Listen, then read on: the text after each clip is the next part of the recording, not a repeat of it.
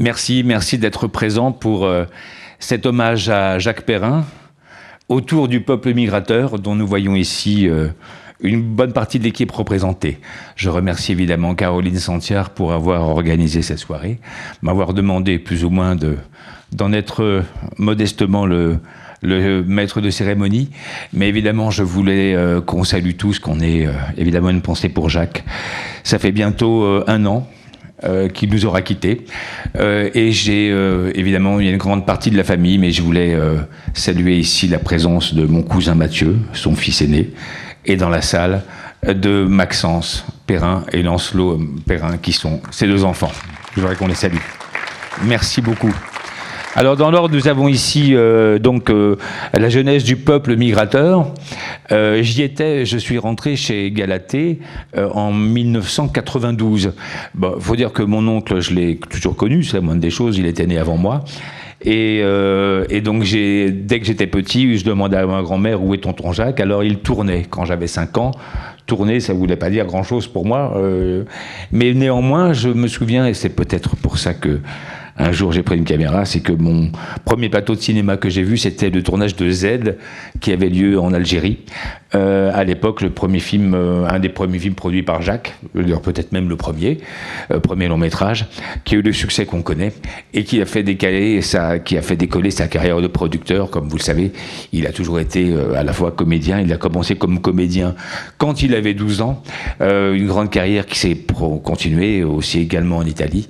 Voilà, jusqu'à certains films dans lesquels il s'est produit lui-même, citons Les 40e Rugissants ou Le désert des Tartares. Mais voilà, revenons au sujet du peuple migrateur, parce que c'est une aventure d'une dizaine d'années que j'ai vécue de près, avec toutes ces turbulences. Et donc je vais vous présenter toutes les personnes qui ont été alors... Stéphane Durand, Stéphane qui est entré, après tu prendras la page, je te donnerai la parole, mais qui est entré comme, allez, on va dire ornithologue. C'était ta fonction. Tu étais tout jeune à l'époque, tu es toujours aussi jeune et beau, mais voilà, c'était là. Et donc tu as assisté à toute la genèse du scénario. Dominique Gentil, un des chefs opérateurs du peuple migrateur. Philippe Bézadouli, qui est mon cousin d'ailleurs, donc le neveu de Jacques aussi, qui a fait office de régisseur et directeur de production. Sylvie Carcedo, chef opérateur. D'ailleurs, Sylvie, tu avais participé déjà au tournage de Himalaya en 80, qui est sorti en 97.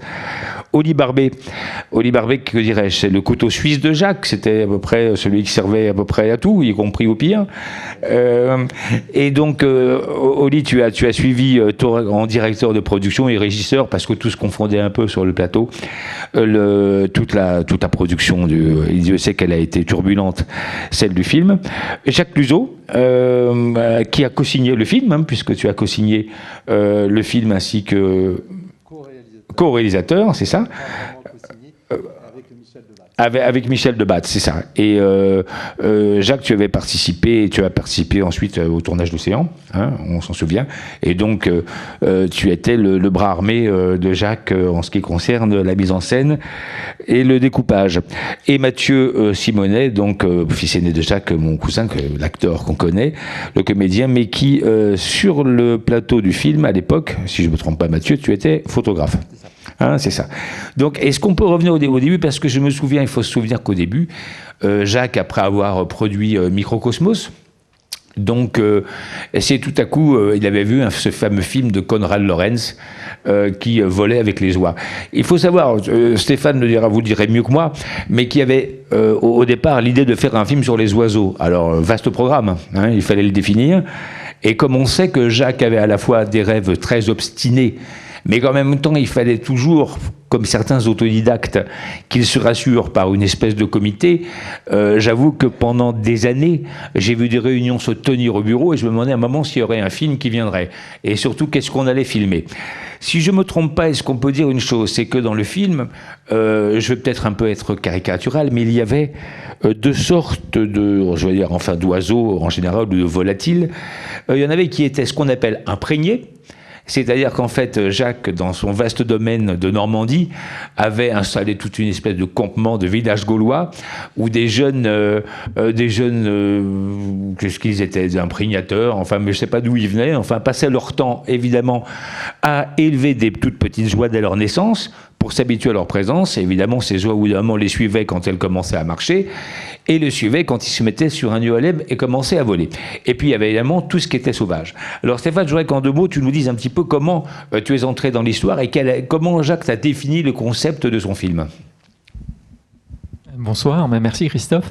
Effectivement, moi je sortais tout frais et moulu de l'université, j'étais spécialiste, biologiste, spécialiste des oiseaux, et pour Jacques j'étais le piaphologue. Vraiment, tous les oiseaux c'était des piafs au début, donc il ne connaissait rien au monde des oiseaux, et ça tombait bien, moi je connaissais rien au monde du cinéma, ouais. Donc nos deux ignorances se sont accordées, et voilà, et tu parlais des 2 types d'oiseaux, les oiseaux imprégnés à la méthode de Konrad Lorenz dont tu parlais. On a fait beaucoup des premières mondiales, quoi.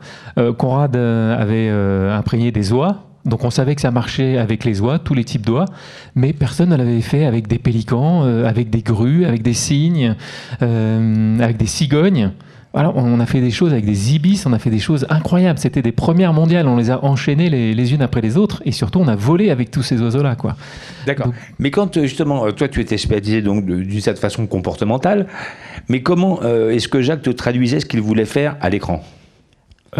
C'était un peu compliqué. Oui, c'est pour ça que tu parlais de 2 mois et 2 mois de réunion où il fallait que je comprenne ce qu'il me disait en termes cinématographiques et plutôt de sensations.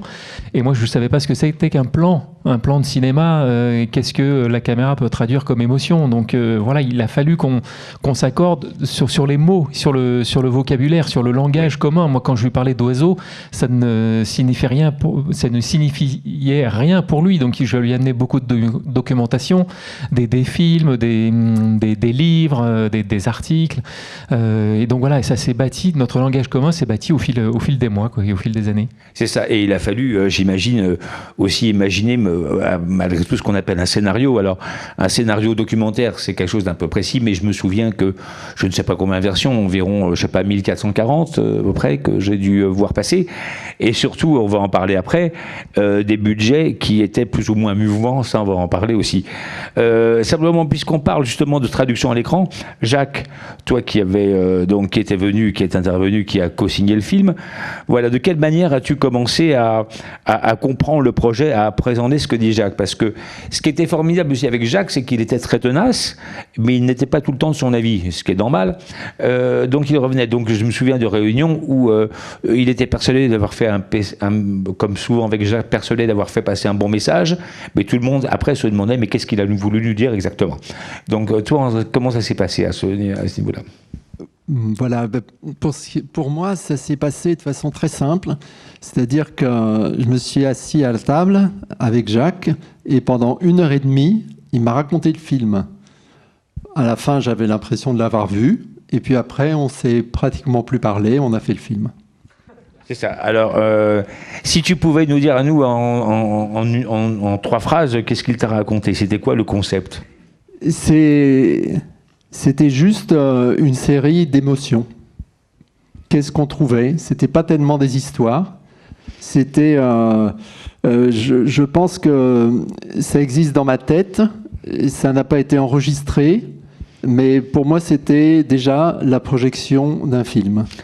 D'accord. Et à quel moment il a fallu donc que tu coordonnes avec Stéphane, avec l'équipe? Vous avez quand même écrit une espèce de semblant de scénario. Oui, alors là, moi je viens de la fiction pure et dure. Donc quand j'ai vu Jacques, je lui ai dit, moi je m'occupe pas d'animaux, je sais pas. J'ai filmé des lions, des chevaux, dans des films de fiction. Et puis il m'a juste dit, tu fais comme si c'était des acteurs. Et en fait, c'est ce que j'ai toujours fait. Donc on a compris qu'il y avait 2 types de cinéastes qui vont faire partie de cette œuvre-là. Des gens qui viennent de la fiction, qui veulent raconter une histoire, comment on va le faire, qu'est-ce qu'on peut faire avec ces animaux, et surtout qu'est-ce qu'on veut dire, qu'est-ce qu'on veut raconter, qu'un oiseau va s'évader de sa cage, par exemple, qu'un oiseau va être dans un poularier et puis voir les sauvages passer au-dessus de sa tête. Voilà, des histoires très simples comme ça. Qu'un oiseau est perdu et il a perdu toute sa troupe et comment il va faire.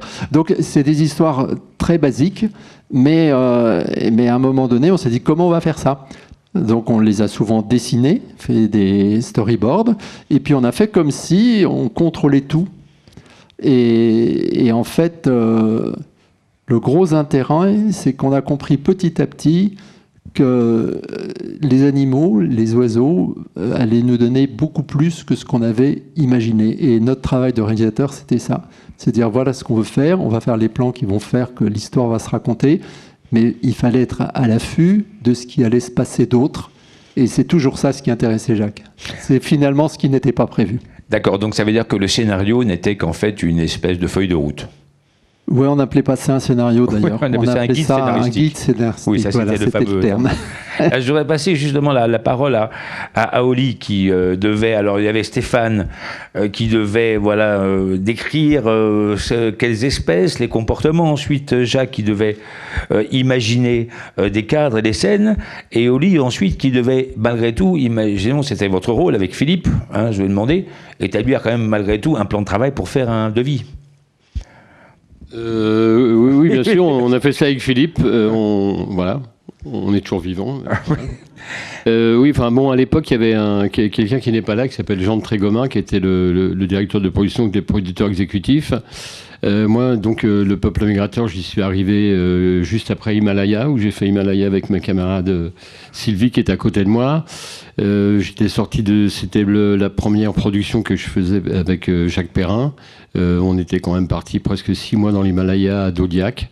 Je pensais avoir fait le film, on a toujours l'impression de faire le film ultime, 6 mois dans l'Himalaya avec les Tibétains. Et puis je suis arrivé sur le peuple migrateur, et là c'est encore plus fou parce que juste pour en revenir au budget et combien ça coûte, c'est qu'au départ, ces oiseaux dont Jacques, et dont l'imprégnation, il faut les imprégner. Donc au début, ils sont tout petits, donc c'est très simple. Les imprégnateurs sont là, on les suit, on marche avec eux, puis après ils grandissent, on marche avec eux, puis un jour ou l'autre, ils s'envolent. Et là, quand ils s'envolent, là, c'est le budget qui s'envole. Et là, c'est juste plus gérable. Donc en fait, avec Philippe, moi, et surtout Jean de Trégomin, on était quand même à vue. Et lui, Jacques, était à vue des banques, en fait. C'est un peu que ça se passait comme ça. D'ailleurs, une fois je suis parti au Vietnam avec lui, c'était une séquence qu'il devait réaliser. Et puis, on a fait 2 jours de repérage au Vietnam. Ça, c'est vraiment à la Jacques Perrin. 2 jours au Vietnam. Vous dire que 2 jours au Vietnam en 1999, c'était vraiment, c'était un pays qui était encore très rustique à l'époque. Voilà. Et puis, Jacques, il est parti parce qu'il fallait qu'il aille voir la banque. Et puis, il est jamais revenu. Et voilà. Et donc, avec l'équipe, avec Fabrice Moindreau, qui était un opérateur qui n'est pas là aujourd'hui, on a fait des séquences que Jacques nous a envoyé un storyboard.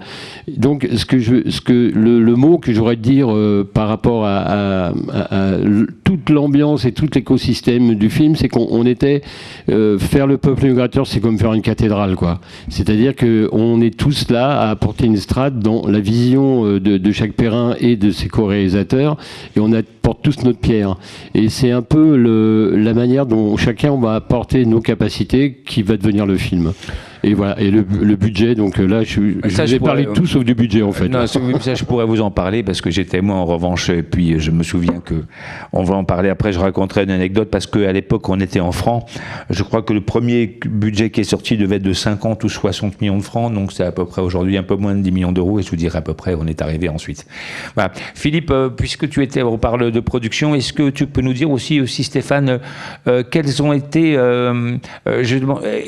pendant toutes ces réunions de comités d'écriture, etc., il s'est passé combien de temps avant les premières prises de vue, en fait ? Alors, moi, je suis venu d'abord par intermittence, parce que j'ai commencé en 98, c'était sur l'Islande. Oui. Après, j'ai arrêté et je suis revenu en 98. Donc on était en phase déjà de tournage. Donc les réunions se faisaient essentiellement sur les choix de destination en fonction des nouvelles idées qui paraissaient. Ensuite, on nous disait, voilà, il faut préparer, il faut les tourner à tel endroit. Et on organisait ce tournage en fonction de... Si on était, parce qu'il y avait deux types d'éthiques, il y avait ce qu'on appelle les animaux imprégnés, c'est ça, voilà, ouais. Et le sauvage qui était géré par d'autres opérateurs comme Laurent Charbonnier, Philippe Garguil, etc. Et qui étaient des plus petites équipes. À partir de là, ce qui était impressionnant, c'est que on organisait comme un tournage classique notre tournage avec les autorisations, tout ce qui était nécessaire pour ça. Les équipes habituelles d'un tournage, sauf bien sûr, il n'y avait pas de maquillage, pas de coiffure, par exemple. Ouais. Normal. Et on allait chercher nos images, mais c'était, contrairement à un film, moi qui venais de la fiction, chaque image était une quête. Enfin, c'est ça qui était extraordinaire. On avait une quête et il y avait à chaque fois qu'il y avait une image qu'on obtenait, il y avait une émotion globale qui revenait dans toute l'équipe. Enfin, je pense qu'une des plus grandes, tu as dû la vivre à New York quand vous avez pu survoler les Twins. C'est tellement, il y avait des choses tellement compliquées pour avoir un plan où on avait, non pas carte blanche, mais à Jacques, à Paris, etc. Tant qu'on n'avait pas l'image, fallait rester, fallait endurer, oui. etc. Et c'était... Parfois, nous-mêmes, en tant que techniciens, ça nous paraissait dingue, mais Jacques, il vendait... Oui, ça, je me souviens très bien. Oui. Est-ce que vous pouvez me dire qui peut me répondre? Est-ce que les 5 continents et toutes les mers ont été couvertes à peu près? Pas l'Australie, enfin pas l'Océanie, non pas l'Océanie, mais enfin, je me souviens, ça c'est une anecdote, c'est que plus les images venaient, donc il y avait donc en Normandie ce parc d'imprégnateurs où les oiseaux s'imprégnaient, mais après il fallait le remplacer, et plus Jacques évidemment voyait les images, plus évidemment ce guide scénaristique se renouvelait et qu'on oubliait, et puis surtout il y avait chez Jacques, ce qu'il ne faisait pas tout le temps pour les autres, y compris pour moi malheureusement, c'est qu'il disait 3 semaines vous n'avez rien eu, c'est pas grave, restez 3 autres semaines, c'est pas grave, enfin voilà, donc il y avait les heures sup, tout ça, on n'en parlait même pas, hein, j'imagine, c'était même pas un débat. Enfin vous en parliez peut-être, mais en tout cas lui n'en parlait pas. Je voulais qu'on en vienne un peu à la prise de vue. Sylvie, puisque tu avais participé au tournage d'Himalaya à l'époque, aux côtés donc d'Éric Guichard, je crois, hein, oui. C'est ça. Oui. Est-ce que donc Himalaya c'était quand même une fiction, mais il y avait quand même, j'imagine, une grande partie qui devait ressembler un peu à un documentaire. Un petit peu, oui, mais c'est vrai que sur Himalaya, en fait, on entendait parler du tournage du Peuple migrateur et tous on se disait qu'est-ce qu'on aimerait bien faire ce film-là. Bingo, voilà. D'accord. Et 6 mois après, on y était. Chevauché un petit moment. Et donc, quels étaient en fait sur le Peuple migrateur, quel a été toi ton terrain d'action? Alors en fait, moi sur le Peuple migrateur, j'ai commencé à travailler avec Laurent Charbonnier, qui était un spécialiste du cinéma animalier. Et puis, donc je suis allée un peu partout dans le monde pour aider Laurent à filmer des oiseaux sauvages. C'était sauvage, hein. C'était des sauvages. Et puis un jour, Jacques me dit, mais t'irais pas à Bois-Roger filmer les oiseaux en ULM? Bois-Roger, donc faut le dire, c'était le domaine que Jacques en Normandie, dans lequel il élevait ses oiseaux et d'où il y avait des parties du ULM gratuites. Voilà. C'est ça. Et donc je suis partie à Bois-Roger. Jacques m'a dit, tu fais comme chez toi, tu t'installes. Et tu tournes, voilà. Et donc, j'avais tous les... C'est ce qu'on voit ici à l'image, hein, exactement. Donc là, Stéphane, ce sont quoi? Ce sont des oies, ce sont des oies cendrées, j'allais le dire, hein, je voulais savoir si tu le savais. Oui, mais voilà, c'était donc... voilà, et donc tu étais là-dessus, toi, Sylvie, avec... C'est ça. Et donc, je suis allée à Bois-Roger, et puis j'ai commencé à filmer les oiseaux. Donc tous les oiseaux qu'il y avait, enfin il y avait toutes les oies, les cigognes, etc. Et puis les premiers rushs, Jacques il me dit mais ça va pas du tout, on voit le sol et on reconnaît on reconnaît la Normandie, donc je lui dis bah oui mais on m'avait pas dit moi qu'il fallait pas filmer le sol. Donc en fait j'ai resserré la focale, j'ai mis un 50 mm. Il faut vous dire qu'à l'ULM, on était sur un ULM spécial. Prise de vue, on était assis devant, donc on était avec les pieds comme ça, coincés sur un truc. On tournait avec une Aton 35 à l'épaule. Oui, faut-il rappeler que le film a été entièrement tourné 35 mm, évidemment, bien sûr. Oui, le numérique existait à peine. Ouais, bien sûr. Voilà. Donc on était caméra à l'épaule. Donc j'ai mis un 50 mm pour pouvoir filmer ces charmants volatiles sans voir le sol. Parce qu'en fait, tous les plans que je faisais à Bois-Roger, la plupart du temps, c'était des raccords qui manquaient pour le film. Donc j'avais Jacques qui me disait, voilà, il nous faut un plan de ci, un plan de ça, ça manque. Alors voilà, et donc je me débrouillais. Et puis après, je suis allée filmer les pélicans au Kenya avec Jacques. Les grues cendrées dans le sud de la France. Et là, on a eu, je sais pas, il y avait un opérateur qui était avant moi, il avait dû rester 3 semaines. Moi, j'y suis restée 1 mois. Et il y avait un effet de fun, donc les oiseaux avaient du mal à décoller, ils décollaient et puis ils réatterrissaient tout de suite, donc on ne pouvait pas les filmer. Donc toutes les semaines, Jacques me disait tu restes une semaine de plus. Donc je restais une semaine de plus. Et puis un jour, finalement, les grues décollent. Et puis, mais il y avait une brume, un liseré marron. Et donc je me dis, mais je ne peux pas filmer ça. Surtout que j'avais assisté le samedi matin à Bois-Roger. Souvent, j'allais voir les rushs avec Jacques dans son bureau. Et là, j'avais droit à tous les commentaires. Ça, c'est bien. Ça, c'est pas bien. Ça, c'est moche. Ça, nan, nan. Mais pourquoi il filme ça? Si c'est moche, il ne faut pas filmer. Donc moi, j'avais ça dans un coin de ma tête. Si c'est moche, je ne filme pas. Et donc, le soir, Jacques m'appelle et me dit, alors, vous avez décollé, tu as filmé? J'ai dit, non, Jacques, je n'ai pas filmé parce que c'était moche. Il y avait un liseré marron. Et là, je l'ai senti blanchir au bout du fil. Et puis il me dit, mais alors là, c'est pas grave, hein, parce que ça fait 1 mois qu'on attend les grues. Donc demain, tu filmes. Bon, très bien. Donc le lendemain, j'ai filmé. J'ai essayé de faire en sorte qu'on voit pas les grues, mais qu'on voit pas la ligne. Mais bon. Et pardonne-moi, mais quand on est sur un UAM comme ça, une caméra, qui fait le point? Alors tu faisais le point? Bah oui. Ouais. Ah bah oui, on faisait tout. Ouais. Ouais, d'accord. Oui. Ouais. Bah oui, puis je rechargeais les magasins aussi. Ah ouais, c'est ça. J'avais fabriqué un système pour pouvoir recharger les magasins, parce que comme je suis petite, le siège de l'ULM, je pouvais mettre des magasins derrière moi. D'accord. Et donc je pouvais recharger en vol. Donc je pouvais, au lieu de faire 4 minutes, je pouvais faire 3 fois 4 minutes, 12 minutes. Et j'avais évidemment inventé un système pour tout sécuriser. Les magasins, jamais ils tombaient pas, parce qu'ils étaient retenus par un filin. Enfin voilà. Bon. Donc, autre chauffeur opérateur de film, Dominique. Dominique, alors, toi, comme ça s'est passé comment ton entrée sur le film et quelle scène as-tu filmé? De quoi étais-tu le spécialiste et quelles étaient tes recommandations et quelles ont été tes propres recommandations? C'est une checklist là. Non, en gros, le souvenir, enfin, Jacques était et c'est rare chez les metteurs en scène, est vraiment passionné par la technique. C'est-à-dire qu'il était omniprésent partout, mais surtout même sur les outils qu'on utilisait. Et sur chacun, j'ai commencé sur les 40e rugissants, c'était 80, il a fallu inventer des caméras spéciales pour recevoir les embruns et les amariner pour pouvoir tourner dans des conditions difficiles. Et là, ça a été la même chose, c'est-à-dire qu'en fait, il a fallu inventer l'ULM, enfin les adapter, parce que les ULM étaient, normalement il y a le pilote, puis on met le passager derrière. Là, il a fallu inverser les choses, parce que s'il y avait le pilote, il fallait que le champ soit libre pour les caméras.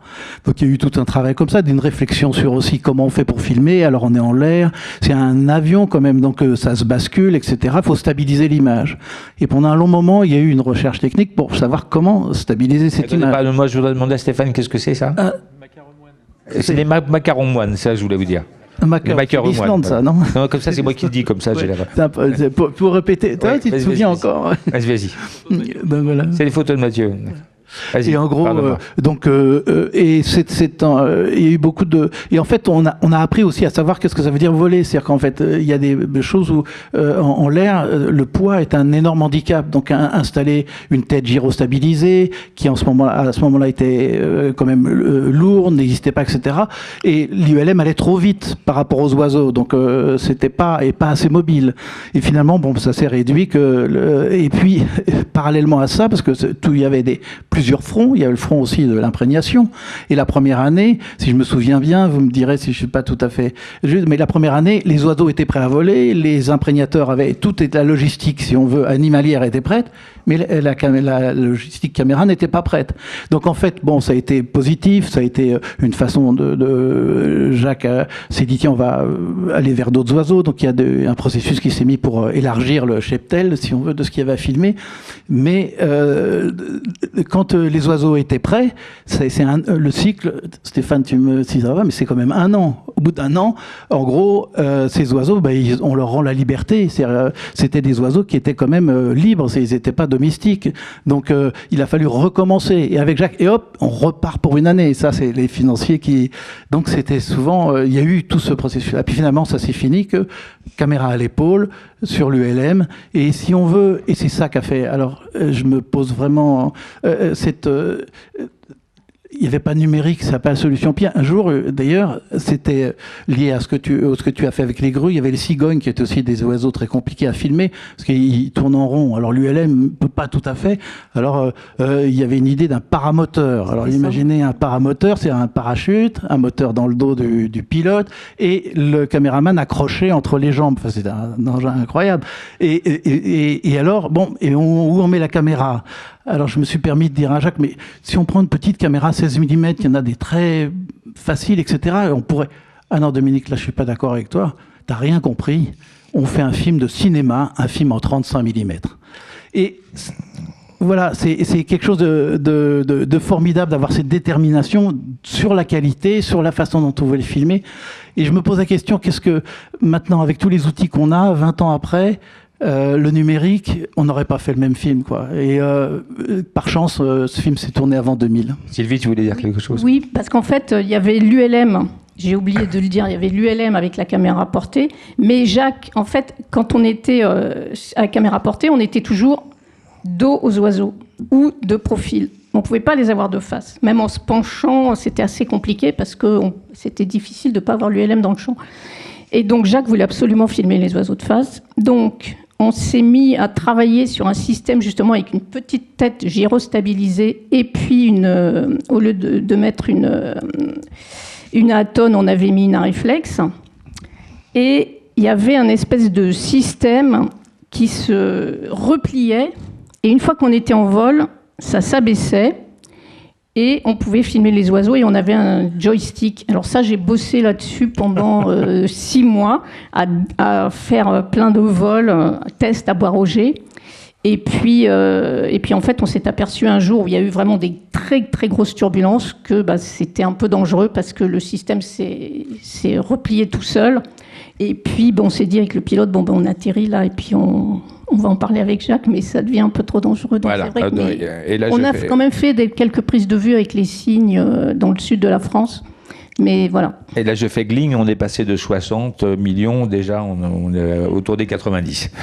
Je voudrais laisser la parole à Mathieu. Mathieu, c'est pas seulement le fait que tu vas parler de... J'imagine que tu vas nous raconter ton travail de photographe, mais aussi ce qui nous intéresse. Toi qui es le fils de Jacques, le fils aîné, c'est... de savoir voilà la genèse puisque tu l'as vécu, de savoir comment ton père Jacques en est venu à ce film et on sait que son premier film animalier était en fait Le Peuple singe de Gérard Vienne qui était sorti en 84 et ensuite malgré tout Microcosmos, même s'il n'a pas réalisé, c'était quand même un film qui était vraiment à l'intérieur de lui au plus profond. Et donc, on peut dire que Le Peuple migrateur est sa première vraie réalisation, de toute façon. Et donc, est-ce que tu peux nous raconter, tu peux nous raconter de la genèse de cette aventure, alors, de façon intime et personnelle. C'était au moment où ça s'est passé, mais l'histoire, c'est que notre père, avec Maxence et Lancelot, avait une émission comme il ne s'en fait plus aujourd'hui à la télévision, qui devient de plus en plus rare, qui s'appelait La 25e heure, qu'il produisait, avec qui il travaillait avec Valentine, donc la mère l'épouse de mon père et la mère de Maxence et Lancelot. Et je crois bien que c'est Valentine donc, qui avait vu un documentaire sur Bill Leishman, qui était le premier Canadien, si je ne me trompe pas, à avoir volé avec les bernages du Canada. Et Jacques et Valentine avaient décidé de le diffuser sur la 25e heure, en fait. Et à partir de ce moment, je pense que tout d'un coup, il y a eu un déclic, évidemment, qui s'est fait dans la tête de Jacques. C'est de se dire, mais voler avec les oiseaux, comment ? Par où commencer ? Combien ça va coûter ? C'était jamais le cadet de ses soucis. Ça, c'était la charge de lit. Et de Philippe aussi. Mais le rêve de se dire comment on y vient, et puis la force de Jacques avec son équipe à Galatée, avec Oli, avec Patricia, avec toi Christophe, c'est de se dire bah voilà comment on s'entoure des meilleurs, de ceux qui savent, de ceux qui connaissent, parce que Jacques répétait continuellement que lui ne connaissait rien dans ce qu'il voulait faire ou des films qu'il voulait aller aborder, mais qu'il avait cette grande curiosité justement à apporter la connaissance et l'émotion dont on parle. Donc votre rencontre a eu lieu très vite, très tôt avec Jacques, et je tiens vraiment à souligner à quel point vous étiez dans le cœur de nombreux qui vous ont accompagné sur vos films, Jacques et Jacques, à quel point vous étiez quand même un incroyable duo. Si Jacques était souvent retenu à Paris par rapport au banquier dont tu parlais, Christophe, Jacques, tu étais vraiment l'homme de terrain et le grand chef d'orchestre de tous les chefs opérateurs, de voilà, tous les techniciens, Alexandre Bugel qui me vient, parce que c'est lui qui a véritablement conçu et créé toutes les machines volantes, avec Edgar Raclot. Donc tout ça a constitué une sorte d'aventure à plusieurs dont on ne voyait presque plus la fin, et nous, on en était très heureux, nous techniciens, de se dire tiens, après telle mission on va pouvoir repartir jusqu'à ce que, voilà, je crois que c'était un mois de juillet 2001, la dernière prise de vue ont eu lieu à Bois-Roger en Normandie, et ça a été la fin d'une aventure, mais le début. Et toi, tu as fait combien de pays avec ton objectif? J'ignore, mais j'ai eu la chance surtout de voyager avec Bill Leishman. Ah, Bill Leishman, le fameux Canadien initiateur, qui était le premier homme à voler avec les bernages du Canada. On a eu un vol qu'évoquait Philippe tout à l'heure à New York, et c'était, je crois, parmi les premières missions que l'on avait comme ça un petit peu à l'étranger. Et on tournait, alors si on tournait en 35 mm, je photographiais avec des bobines 35 mm et non pas en numérique. Et donc je n'avais que 36 vues dans chaque boîtier. J'étais convaincu que j'allais pouvoir préserver un nombre de photos suffisantes pour assurer tout le vol qui allait durer 1 heure. À mon grand dame, le premier vol à New York, au bout de 10 minutes, j'avais plus du tout la moindre photo dans mes pellicules. Et j'ai dû assister à l'une des plus belles choses que j'ai pu voir, où on était vraiment à 2 ULM au plus près des tours jumelles, mais vraiment au plus près. C'était à quelle époque? C'était quelle année? Parce que je pouvais plus photographier la scène, quoi. C'était quelle année? En 99. 99. Et donc, dans ce cas-là, Jacques, puisqu'on en revient, oui, tu peux nous raconter. Je rebondis juste sur ce qu'a dit Mathieu. Ça m'a évoqué notre première rencontre avec les baleines. Alors, c'est un peu plus tard, c'est Océan. Et on filmait, on attendait que les dauphins se réveillent un peu pour filmer une cavalcade qu'on a fini par avoir. Mais au large, comme ça, on voit il y avait des passages de baleines en Afrique du Sud qui étaient très loin. Et puis une d'elles s'est détournée et est venue vers notre petit bateau. Et c'était la première fois qu'on voyait de près une baleine. Et alors, j'ai dit une bêtise, c'était pas Océan, on filmait en IMAX. À ce moment-là, on faisait un film pour le Futuroscope. Et donc, on a vu arriver cette baleine, et Michel Benjamin, qui était l'opérateur, regarde, il voit le truc, Mathieu était là, et puis on voit la baleine qui vient. Alors, c'était pas un plan qu'on voulait faire, mais on était assez fascinés. La baleine est venue juste à côté du bateau, du petit Zodiac, a fait le tour, et puis est repartie. Et puis, alors, je me suis retourné un moment vers Michel. Je lui ai dit, t'as filmé? Alors, il m'a dit, non. Et j'ai fait la même chose auprès de Mathieu. Je lui ai dit, t'as fait une photo? Il dit, non. Et en fait, voilà. Alors, on en a fait des milliers de prises de vue, mais la première rencontre, c'était pas filmable. C'est un petit peu comme le récit de Jacques. C'est des choses qu'on a... Voilà. D'accord. Ce qui était dur pour nous à comprendre, évidemment, au bureau, c'est que il y avait évidemment, moi, je vivais auprès de Jacques la pression des banquiers, parce que là, on n'est plus à 90 millions, hein, je suis toujours en francs, on a déjà passé les 100. Je vous expliquerai après la dernière séance qui a été costaud, au siège de l'OBC, la banque partenaire. Et Oli, toi, comment tu gérais justement, parce que il fallait à la fois que tu aies la pression financière, mais en même temps, dès que tu voulais économiser, il n'en était pas question. Comment ça se gérait, ça, avec Jacques? Parce qu'il y a une phrase, pardonnez-moi, vous l'avez déjà entendue, mais la façon de produire de Jacques Perrin, de mon oncle, est absolument déconseillée à toute personne qui n'est pas Jacques Perrin. Hein. Voilà. Donc, il faut le savoir. Ça, c'est juste. Oui, en fait, moi je peux juste raconter une anecdote parce qu'il y a plein d'anecdotes qui sont parlantes par rapport à ça. En tout cas, moi la première que j'ai eue, c'est le premier tournage que j'ai fait qui était dans le château du Haut-Königsbourg, donc là au-dessus de Célestat. Donc quel pays ça parce que le Haut-Königsbourg, c'est le Haut-Rhin. D'accord. Voilà. Donc il y avait des vignes, il y avait des cigognes, et Jacques il voulait le départ des cigognes du Haut-Königsbourg, une sorte de château très très beau en pierre rose qui se trouve là-haut. Donc moi c'était mon premier tournage. Donc il me dit là il faut aller là-bas. Donc j'y vais comme régisseur général parce que j'ai commencé comme régisseur général là-bas et j'ai commencé et j'étais avec Jacques. Il me dit oui je ferais bien partir le truc d'une tour. Bon ok très bien. Donc après je vais voir le propriétaire du château. Il me fait bon alors vous le louez tout le château. Je fais ah non pas du tout. Moi juste cette tour.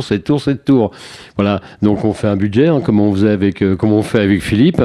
Et puis on met les cigognes, et puis on met 3 caméras. Et là, d'un coup, je m'aperçois qu'évidemment, les cigognes vont partout.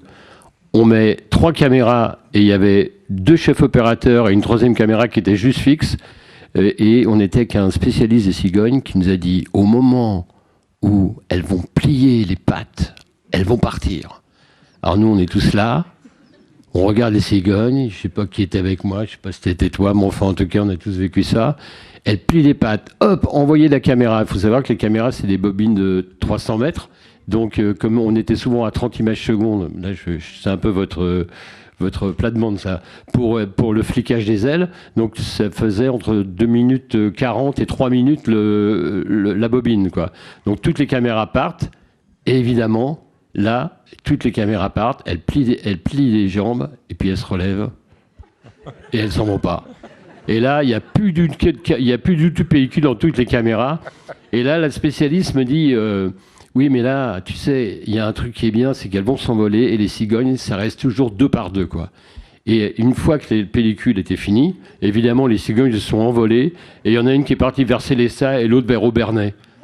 Et là, j'ai regardé le mec, je fais, waouh, on n'est pas rentré là. Voilà. Donc c'est une anecdote parce que c'est bien de raconter des anecdotes, mais on était quand même tous conscients qu'on était des artisans et on est tous conscients du travail que faisaient Jacques et Christophe pour pouvoir amener des choses, quoi. Parce que nous, on a tous appelé Jacques, comme tu le racontais tout à l'heure, on dit non mais là c'est pas possible, quoi. Et là, sa voix d'acteur qui vient d'un espace qui est encore plus grand que le nôtre, il fait « Oli, patience. » Et j'ai une anecdote, moi, enfin, qui ne concerne pas la production, mais c'était... tu peux nous dire ce que c'est qu'il y a ce nom qui m'est toujours resté, de guillemot. C'est que tu peux... Vas-y, dis-nous 2 mots sur cet animal, je dirais pourquoi. C'est un cousin du macaremoine qu'on a vu tout à l'heure. C'est un petit oiseau qui ressemble à un manchot, qui est tout droit, qui est noir et blanc, et qui vit sur les falaises en Islande et qui va pêcher des poissons. C'est ça. Voilà. Et donc, ce tournage a duré, je crois... C'était en juillet 98. C'était le tout premier tournage du film. Et donc, je crois, j'ai l'impression que ça a duré au moins 3 semaines à peu près pour avoir... Oui, au moins 3-4 semaines. Et puis, Jacques regardait ses rushs, et je me souviens, j'étais chez lui à la campagne, il me dit, il y a des choses qui ne vont pas. Et je dis quoi? Le chemin, maman, est pas beau. C'est-à-dire qu'il va à gauche, il faudrait qu'il aille à droite. Et ça. Je dis, mais c'est pas possible. Enfin, c'est bien. Oui, mais quand même, ce chemin de Guillemot va pas. Il y a 1 mètre qui va pas. Au montage, ça se verra pas. On reviendra la même saison. Il vous a renvoyé là-bas pour faire un raccord de, je sais pas, 10 secondes. C'est ça. Il y a même eu 3 équipes, 3 tournages en Islande. Pour le Guillemot. Pour le Guillemot. Ouais. Dominique, tu veux raconter peut-être une anecdote un petit peu à la, voilà. Ça se mange le guillemot. Pour ça, on n'a pas fait de brochette à l'arrivée, ça n'est pas arrivé. Ouais. Tu peux nous raconter une anecdote, Dominique, de tournage aussi également, peut-être? Il y en a tellement. Oui, précisément, non. Immédiatement, non, je n'ai pas. Moi, j'en ai une avec les pélicans au Kenya. Oui. Et on part filmer les pélicans au-dessus d'un lac de soude. Pour avoir les beaux reflets, sauf que les beaux reflets, c'est à midi, et à midi, il faisait trop chaud, donc nous, on décollait le matin tôt. Lac de Soude, où il n'est absolument pas question d'avoir une panne moteur en ULM, hein, parce que là, on perd tout le monde. Ah non. Et donc, on décolle, et puis on filme, et puis au moment de revenir, on était quand même en relation radio avec la voiture, avec une voiture qui nous suivait en bas quand même. Hein. Et puis, il y avait 2 ULM, il y avait l'ULM qui filmait, et puis l'autre ULM en sécurité au-dessus, qui surveillait pour voir si les oiseaux s'échappaient pas, éventuellement, et puis savoir s'il n'y avait pas de problème. Et donc, on commence à tourner pour revenir. Et puis là, on s'aperçoit qu'il y avait un des pélicans qui, malheureusement, avait du mal à nous suivre. Et on était au-dessus du lac de Soude, impossible de se poser. Pour les oiseaux, il fallait absolument qu'ils continuent. Et là, ça a été un truc très, très dur émotionnellement pour moi, et puis pour le pilote aussi, parce qu'on sentait que ce petit oiseau, enfin, un pélican, c'est pas petit, mais bon, il faisait petit, je sais pas pourquoi, il avait du mal à suivre. Et on s'est dit, on peut pas le lâcher. Donc, on était bien en peine parce qu'on était vraiment au-dessus du lac. La voiture pouvait pas venir et puis l'autre ULM, il pouvait rien faire non plus. Donc, on a réussi tant bien que mal à faire atterrir les oiseaux au plus près. Et puis après, on est retourné chercher l'autre petit pélican qui n'en pouvait plus. Et on était là et on lui parlait, enfin, on criait, on le motivait pour qu'il puisse arriver jusqu'à la terre. Et finalement, il a réussi. Et là, on était soulagés parce que vraiment, on a eu très peur. Parce que le lac de Soude, franchement, en dessous, ça ne donnait pas envie. Et Jacques, tu peux nous dire, Jacques, est-ce qu'il s'est souvent rendu sur les tournages, Jacques, lui-même? Ou il se rendait par intermittence? Je sais pas, il faudrait prendre les tournages un par un. Ouais. Pour ce qui est du peuple migrateur, on a fait ensemble les repérages avec Jacques en Irlande. Et puis, il y a eu des aventures aussi, Sylvie, quand tu parlais de ce périscope, là, la moulinette, c'était ça, non? Voilà. Et on a fait une tentative, justement, pour avoir ces plans des oiseaux de face. Et en fait, c'est toujours Alexandre Bugel, donc l'inventeur fou qui a fait tous les films, qui a dit, mais on peut faire comme un funambule. Donc, on décolle sur des flotteurs, donc sur un lac. De toute façon, il n'y avait pas de route dans cet endroit. Et d'un côté, il y a la caméra, et de l'autre côté, il y a un contrepoids. Et donc, on a fait un essai avec Alexandre, et il a décollé. Donc on a dit, ça peut marcher. On a réessayé avec Luc Drayon, qui nous a quittés, mais qui a fait des trucs absolument incroyables sur ce film. Et puis quand on a vu que ça balançait comme ça, et puis que la caméra immédiatement a tapé dans l'eau, on s'est dit non, c'est pas une bonne méthode. Ça marchait pas non plus, pas plus que le... Donc avec Jacques, on a vu les lieux, et puis de toute façon, quelle que soit la présence, il disait toujours il dit, on fait comme on a dit. Voilà. C'est comme ça que ça marche. Moi, je dirais dès qu'il y avait un bateau, il était dessus. Hein. Oui.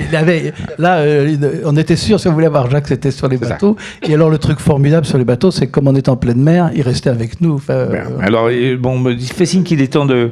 Ouais, une petite anecdote. Très courte, c'est si Jacques a parcouru le monde entier sur les différents tournages, Jacques a vraiment parcouru tout l'étendue de Bois-Roger en long et en travers pendant les 3 années où les oiseaux naissaient là-bas avec tous les parents imprégnateurs. Et ça, c'est plus une image de Jacques où chaque matin, il était le premier levé à aller rejoindre la maison d'à côté qui était surnommée la gare où étaient élevés les oiseaux.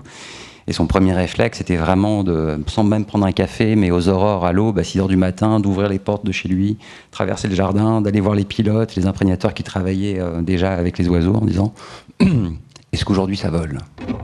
Oui, et puis son truc, c'est qu'il voulait absolument aussi qu'il y ait de la brume au-dessus de Bois-Roger. Donc là, et c'est vrai, dès qu'il y avait un peu de brume, alors là, il fallait absolument y aller. Nous devons conclure. Malheureusement, on n'a pas pu parler de la musique puisque Bruno Coulet a eu un empêchement. Mais dernière chose, c'est que, et là, on était toujours en francs, nous sommes passés sur un budget qui était de l'ordre de 130 millions de francs au lieu des 60, sauf que ça s'est pas arrêté là, puisque pendant le montage, le montage monté par Marie-Joseph Yoyotte, les tournages ont recommencé, mais alors à toute volée. À la fin, c'était un feu d'artifice de tournage, et un beau jour, on se retrouve tout à coup avec un budget finalement qui va se présenter à 180 millions. Alors que Jacques était au montage, et je me souviens d'une séance avec Didier Cuslinger, Denis Offroy à Coffee Loisirs, donc qui s'annonçait quand même pas des plus agréables. Et tout d'un coup, Cuslinger regarde le budget, et il est étonné. Mais vous êtes passé de 120 millions à 180, qu'est-ce qui s'est passé? Et là, Jacques se retourne vers moi, il me dit, je sais pas, j'étais au montage, qu'est-ce qui s'est passé? Voilà. Ça s'est passé comme ça. Finalement, bon, le film a été un succès. Et finalement, on pense tous à Jacques. Je vous remercie vraiment. Je vous invite maintenant, nous allons prendre un verre. Nous retrouvons autour d'un verre dans le hall de cinéma. À 21h15, pour ceux qui veulent redécouvrir le peuple migrateur, il commencera donc à 21h15. Et au nom des cinéastes de l'Arpe, dont je fais partie, je remercie tous les intervenants de cette journée de la création, tous les spectateurs, ceux qui sont déplacés ici même au cinéma, des cinéastes et ceux qui nous suivent en direct sur le site de l'Arpe, ainsi que tous les partenaires qui nous soutiennent dans l'organisation de cet événement. Et j'ai une pensée particulière pour Caroline Santiard, et elle sait pourquoi, parce que je l'embrasse très fort. Vive le cinéma et vive la création, et merci à tous.